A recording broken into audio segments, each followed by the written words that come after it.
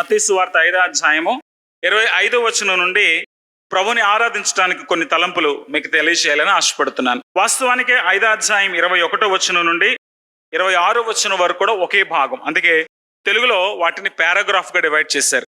ఇక్కడ మనం చూస్తే యేసు ప్రభు వారు నరహత్య చేయకూడదు అనేటువంటి వచనానుకున్న భావాన్ని బాగా లోతుగా విశ్లేషిస్తూ తెలియజేస్తున్నారు.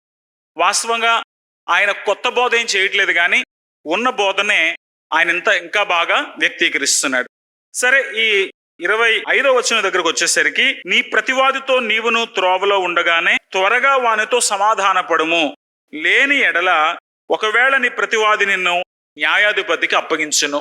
త్వరగా సమాధాన పడమంటున్నాడు. వాస్తవానికి ఇక్కడ న్యాయాధిపతి గురించి మాట్లాడుతున్నాడు. ఒక న్యాయాధిపతి ఉన్నాడు. ఆ న్యాయాధిపతి రెండు వర్గాల మధ్యన ఉన్నటువంటి సమస్యను పరిష్కరించడానికి ఉంటారు. ఇక్కడ మనకు కోర్టులు ఉంటాయి. కోర్టులు కూడా ఎందుకు ఉన్నాయంటే కొన్ని లావాదేవీలను సెటిల్ చేయడానికి, కొన్ని వ్యాజ్యాలని సెటిల్ చేయడానికి. వ్యాజ్యాలు అనేక రకమైనటువంటి కారణాల చేత ఉంటాయి.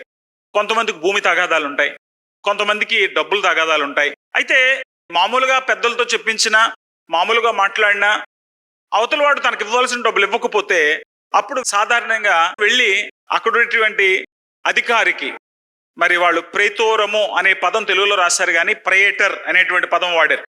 వాళ్ళ దగ్గరికి, అంటే రోమీయులు వాళ్ళ పరిపాలనలో ఇటువంటి న్యాయ వ్యవహారాలను చక్కబెట్టడానికి మనకి ఇవాళ ఉన్నటువంటి కోర్టు లాగానే ఆ రోజుల్లో ఒక వ్యవస్థ ఉండేది.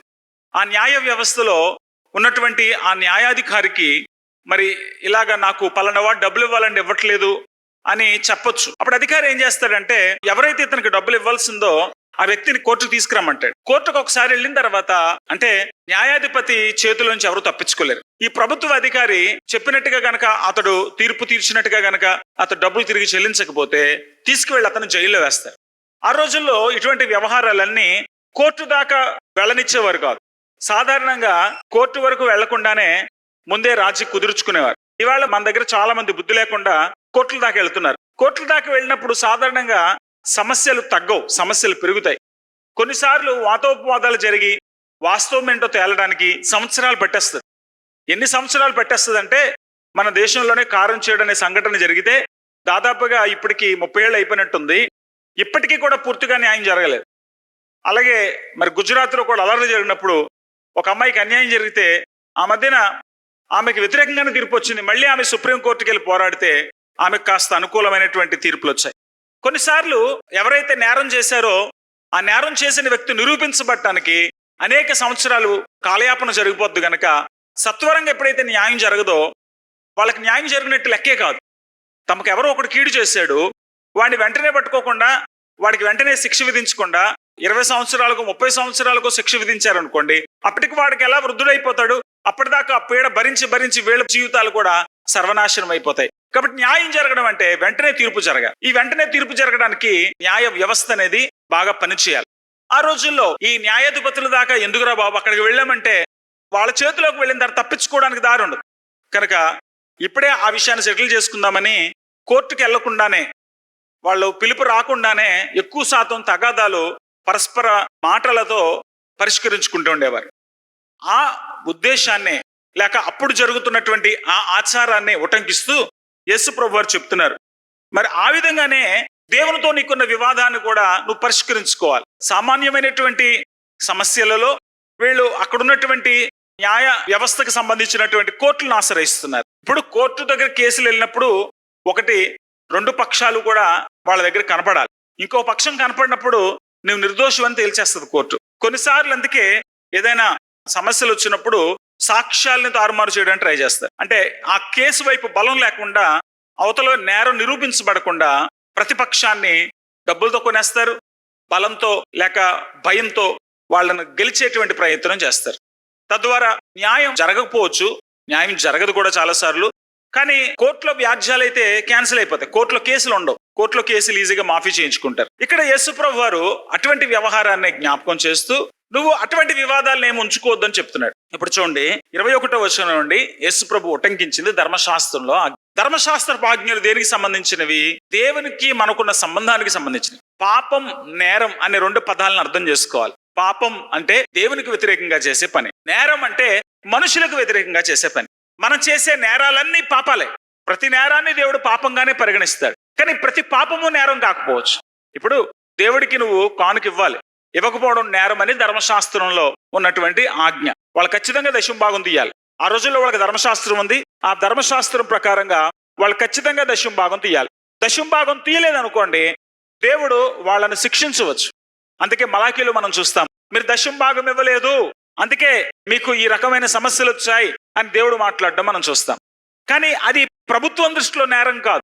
ప్రభుత్వం నువ్వు దేవునికి దశమ భాగం ఇచ్చావా లేదా, నువ్వు దేవునికి దశమ భాగం ఇవ్వలేదు, నేను జైలు వేస్తానని ఏ ప్రభుత్వము ఏ ప్రాంతంలో కూడా ఆదేశాలు జారీ చేయదు. నువ్వు దశమ భాగం ఇవ్వడం ఇవ్వకపోవడం అనేది దేవునికి నీకు సంబంధించింది. ప్రతి పాపము అంటే దేవునికి వ్యతిరేకంగా చేసే ప్రతి పని కూడా నేరం కాకపోవచ్చు. దేవుని దృష్టిలో ఒక భర్త ఒక భార్య మాత్రమే కలిసి ఉండాలి. వీళ్ళు వేరే వాళ్ళతో సహవాసం చేసినా, వేరే వాళ్ళ వైపు చెడ్డ చూపులు చూచినా, వేరే వారితో చెడ్డ సంబంధాలు పెట్టుకున్నా అది దేవుని దృష్టిలో నేరం. ఒక పురుషుడికి ఒక్క భార్య ఉండాలని దేవుడు తయారు చేశాడు. ఆదాము కోసం అవ్వను మాత్రమే చేశాడు, కానీ అవలాంటి వాళ్ళని ఈ అమ్మాయి సూట్ అవ్వకపోతే ఈ అమ్మాయితో కాపురం చేయాలి. ఒక అరడజన మందిని తయారు చేయలేదు. ఇదే యేసుప్రభు వారు మత్తయి సువార్త 19వ అధ్యాయంలో గుర్తు చేస్తూ, ఒక పురుషుడు ఒకతే భార్య, ఆ భార్యను దాటి వాడు గనక ఆలోచన చేస్తే అది దేవుని దృష్టిలో వ్యభిచారంగా పరిగణించబడుతుంది. అటువంటి వ్యభిచారానికి దేవుడు శిక్ష విధిస్తాడు. ఇక్కడే మనం చూస్తాము 27వ వచనం నుండి వ్యభిచారం గురించి మాట్లాడతాడు. దేవుని వాక్యంలో మనుషుల దృష్టిలో నేరాలు కూడా పాపాలుగానే పరిగణించబడ్డాయి, కానీ దేవుని దృష్టిలో పాపమైనది మనుషుల దృష్టిలో నేరంగా పరిగణించబడకపోవచ్చు. దేవునికి ఇవ్వడమే కానివ్వండి, దేవుని పాదాల చెంతకొచ్చి ఆరాధించడమే కానివ్వండి, దేవునికి ఇవ్వాల్సినటువంటి బలి అర్పణల విషయంలోనే కానివ్వండి, లేకపోతే నైతికంగా దేవునితో కలిగి ఉండాల్సిన సంబంధాన్ని కలిగి ఉండలేకపోవడం, అవన్నీ కూడా దేవుని దృష్టికి తప్పు, కానీ మనుషుల దృష్టికి తప్పు కాకపోవచ్చు. ఏ మనిషి కూడా ఇంకో మనిషిని నువ్వు చర్చికి వెళ్ళట్లేదు కనుక నేను జైల్లో వేస్తాను, నువ్వు దేవునికి ఇవ్వట్లేదు కనుక నిన్ను జైల్లో పెడతాను అనడానికి సరిపోరు. ఎందుకంటే వాళ్ళకి సంబంధించిన విషయం కాదు. మనుషులకు సంబంధించిన దాన్ని నేరం అంటారు, దేవుడికి సంబంధించిన దాన్ని పాపం అంటారు. మనుషులకు వ్యతిరేకంగా చేసినది దేవునికి వ్యతిరేకమైన పాపమే. కాబట్టి ఇక్కడ ఈ రెండు కోణాలు ఉన్నాయి గనక యేసుప్రభు వారు రెండిటిని స్పృశిస్తున్నారు. నువ్వు మనుషుల మధ్యలో నేరస్తుడివైనా దేవుని దృష్టిలో పాపివే. మనుషుల దృష్టిలో నేరస్తుడు అయితే దేవుడు నిన్ను ఆమోదించలేడు. కానీ నువ్వేం చేస్తావంటే మనుషులతో ఆ నేరాన్ని పరిష్కరించుకోవాలి. కొన్నిసార్లు దేవునికి వ్యతిరేకంగా ఏదైనా తప్పు చేస్తే ప్రభువా నన్ను క్షమించంటే సరిపోతుంది. దానికి ఎటువంటి దిద్దుబాటు చర్యలు అవసరం లేదు, చేయలేం కూడా. కానీ మనుషులకు వ్యతిరేకంగా తప్పు చేసినప్పుడు తప్పనిసరిగా దాన్ని మనుషులతో పరిష్కరించుకోవాలి. అందుకే యాకోబు పత్రికలో ఒక మాట చూస్తాము, మీ పాపములు ఒకరితో ఒకడు ఒప్పుకొనుడి. మనుషులతో మన సమస్యలు పరిష్కరించుకోవాలి, ఇది మన బాధ్యత. మనుషులతో నువ్వు సమస్యలు పరిష్కరించుకోకుండా దేవునితో సఖ్యత సాధ్యం కాదు, ఇది గుర్తుపెట్టుకోవాలి. దేవునితో నీ సఖ్యత ఉండాలి, మనుషులతో కూడా సఖ్యత ఉండాలి. దేవుని దయ అవసరమే, మనుషుల దయ అవసరమే. మనుషులు దేవుడి దయ నీకుందా లేదని ఆలోచించరు, కానీ దేవుడు నీకు మనుషుల దయ ఉందో లేదో ఆలోచన చేస్తాడు. కాబట్టి దేవుని సమీపించాలి అని అన్నప్పుడు మనుషులతో సంబంధాల గురించి కూడా ఆలోచించాలి అని దేవుని వాక్యం ఇక్కడికి మనకి ప్రబోధిస్తూ ఉంది. కాబట్టి ఈ లెక్కలోంచి కనుక మనం ఆలోచన చేస్తే, మనుషుల మధ్యలో నేరం చేశావు, ఆ నేరానికి శిక్ష విధించబడక మునిపే ఆ నేరాన్ని పరిష్కరించుకో, వెళ్ళి ఆ ప్రాబ్లం సెటిల్ చేసుకో, వెళ్ళి ఆ విషయంలో నువ్వు సెటిల్మెంట్ చేసుకో తొందరగా. లేకపోతే కోర్టుకి ఇచ్చారంటే కోర్టుకి వెళ్ళిన తర్వాత నువ్వు శిక్షించబడతావు, నీకు ఫైన్ వేస్తారు, నువ్వు బయటికి రాలేవు, నీ వల్ల కాదు, కాబట్టి ముందే సెటిల్ చేసుకోవడం మంచిది అని చెప్పడానికి యేసుప్రభు ఈ మాటలు చెప్పాడని అనుకుంటాం. కానీ అక్కడతో ఆగిపోకూడదు. నువ్వు దేవుని తీర్పును తప్పించుకోవాలంటే, పరలోకపు తండ్రి తీర్పును ఎదుర్కోకుండా తప్పించుకోవాలంటే ఈ లోకంలో నువ్వు సమాధాన పడటం అత్యవసరం. అంటే దేవుడు మనకు తీర్పు తీరుస్తాడా? అవును, దేవుడు మనకు తీర్పు తీర్చిపోతున్నాడు. 2 కొరింథీ పత్రిక 5:10 మనం చూస్తే, మనుషుడు దేహముతో జరిగించినటువంటి వాటి యొక్క ఫలం ప్రతివాడు పొందినట్లు తాను దేహముతో చేసిన ప్రతి పని నిమిత్తమై అది మంచిదైనా చెడ్డదైనా సరే మనం న్యాయాధిపతి ముందు నిలవాల్సిన పరిస్థితి ఉంటది. 2 రకాలైనటువంటి విషయాలు ఉన్నాయి ఇక్కడ. ఒకటి, నువ్వు యేసు ప్రభువును తిరస్కరించడం అనే పాపం చేస్తే దానికి నువ్వు దేవునితో ఆ సమస్యని పరిష్కరించుకోవాలి. దేవుని దగ్గరకు వచ్చి, ప్రభువా నేను ఎంతవరకు కాదన్నా నీకు దూరం అయ్యాను, నన్ను క్షమించు ప్రభువా అని ప్రభు కాళ్ళ వేళ్ళ పడితే ప్రభు నిన్ను క్షమించి యేసు ప్రభు ద్వారా నిన్ను తన బిడ్డగా స్వాగతించి స్వీకరించి నువ్వు ఉగ్రతలోనికి రాకుండా దేవుడు కనికరం చూపిస్తాడు. అందుకే మనం యోహాను సువార్త 3 చివరి వచనంలో చదువుతాము, కుమారుని యందు విశ్వాసం ఉంచువాడు నిత్యజీవము గలవాడు, కుమారునికి విధేయుడు కానివాడు జీవము చూడగానే దేవుని ఉగ్రత వాని మీద నిలుస్తుంది. సో దేవుని ఉగ్రత తప్పించుకోవాలనుకుంటే యేసుక్రీస్తు ద్వారా దేవునితో సమాధాన పడాలి. ఆయన న్యాయాధిపతి. యేసు ప్రభుతో నీకు సంబంధం లేకపోతే దేవుడు నీ పాపాలను బట్టి నేను ఉపేక్షించడు. మరి యేసు ప్రభుతో సంబంధంలోకి వచ్చేసాం, యేసు ప్రభు బిడ్డలం అయిపోయాం. కాబట్టి మనం ఇష్టం వచ్చినట్టు బతికేద్దామా, మనం ఎలా జీవించినా పర్వాలేదా అంటే కుదరదు. యేసు ప్రభు బిడ్డ అయిన తర్వాత మరింత బాధ్యత పెరగాలి, మరింతగా దేవునితో నీ సఖ్యత పెరగాలి, మరింతగా దేవుని కొరకు నీ పట్టుదల, నీ తీర్మానం, నీ కమిట్మెంట్ పెరగాలి. మరింతగా నువ్వు దేవునికి అనుకూలంగా జీవించాలి. అందుకే 2 కొరింథీ పత్రిక 7వ అధ్యాయం 1వ వచనంలో అంటాడు, ప్రియులారా, ఈ వాగ్దానాలు మనకు ఉన్నాయి గనుక దేవుని భయంతో పరిశుద్ధతను సంపూర్తి చేసుకొనుచు శరీరమునకును ఆత్మకు కలిగిన సమస్త కల్మషం నుండి మనలను మనం పవిత్రులుగా చేసుకుందాం. ఆల్రెడీ ఉన్న కల్మషం నుండి ఆయన రక్తం చేత కడగబడతాం. మళ్ళీ ఆ కల్మషంలో పడిపోకుండా, పాపం చేయకుండా మనల్ని మనం నిలువరించుకుంటాం. ప్రతి విశ్వాసి పాపముతో సహవాసం చేయకూడదు. నువ్వు దేవుని బిడ్డగా ఉండి నువ్వు పాపంతో పాలిభాగస్తుడివై ఉండకూడదు. క్రీస్తుకు బలియాలతో సంబంధం లేదు, చీకటికి వెలుగుతో సంబంధం లేదు, దేవుని బిడ్డలకు విగ్రహాలతో సంబంధం లేదు. నువ్వు ప్రత్యేకంగానే జీవించాలి. మూర్ఖమైన వక్ర జనం మధ్యలో నుంచి నువ్వు బయటికి రావాలని దేవుడు నిర్ద్వందంగా కోరుతున్నాడు. అందులో ఏమాత్రం రాజీ లేదు. నువ్వు ఆయన బిడ్డవయ్యావు కదా, నీ ఇష్టం వచ్చినట్టు బ్రతుకు అని చెప్పడం లేదు.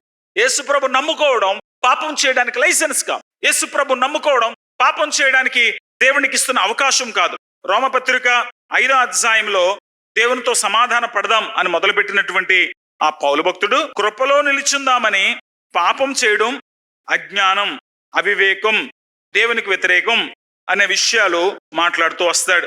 5వ అధ్యాయంలో మనం చూద్దాం 20వ వచనం, మరియు అపరాధం విస్తరించినట్లు ధర్మశాస్త్రం ప్రవేశించెను, అయినను పాపము మరణమును ఆధారం చేసుకుని ఎలాగో ఏలెనో అలాగే నిత్యజీవం కలుగుటకై నీతి ద్వారా కృపయు మన ప్రభువైన యేసుక్రీస్తు మూలముగా ఏలు నిమిత్తము పాపం ఎక్కడ విస్తరించెనో అక్కడ కృప అపరిమితముగా విస్తరించెను.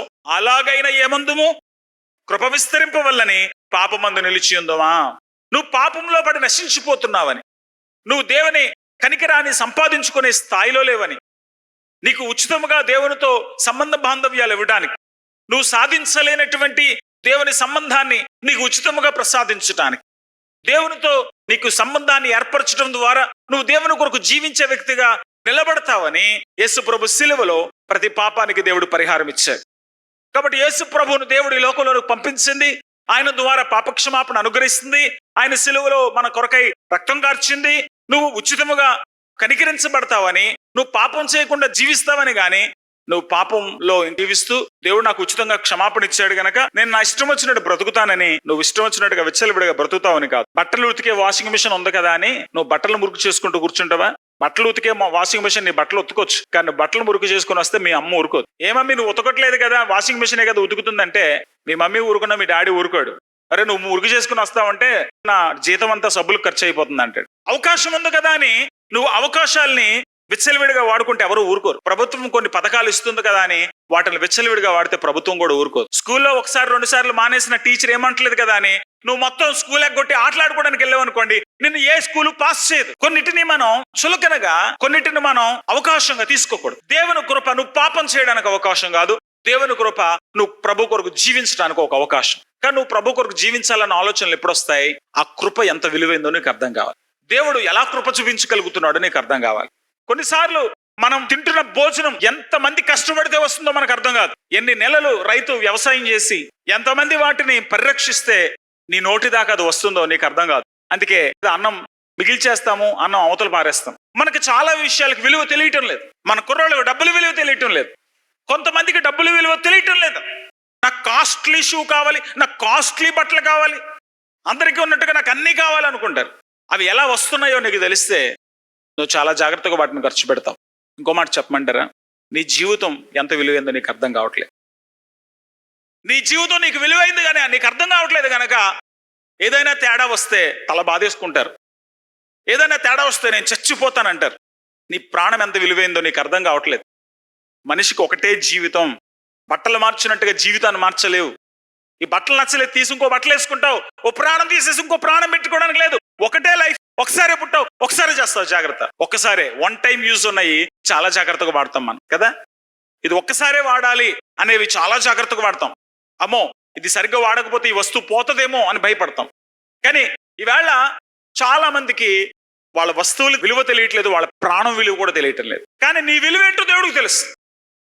నువ్వు పాపం చేసి నశించి నరకానికి వెళ్ళిపోతావని నిన్ను రక్షించడానికి యేసు ప్రభు ఈ లోకంలోనికి వచ్చాడు. దైవ కుమారుడే ఈ లోకంలోనికి వచ్చాడు. దేవుడే భూమి మీదకి రావాల్సినంత కర్మేం పట్టింది, దేవుడే సిలువ మీద చచ్చిపోవాల్సినంత కర్మేం పట్టిందంటే నీ ప్రాణం విలువేంటో దేవుడికి తెలుసు. నువ్వు నరకానికి వెళ్ళిపోతే నువ్వు మళ్ళీ వెనక్కి రావని ఆయనకి తెలుసు. నీకు అర్థం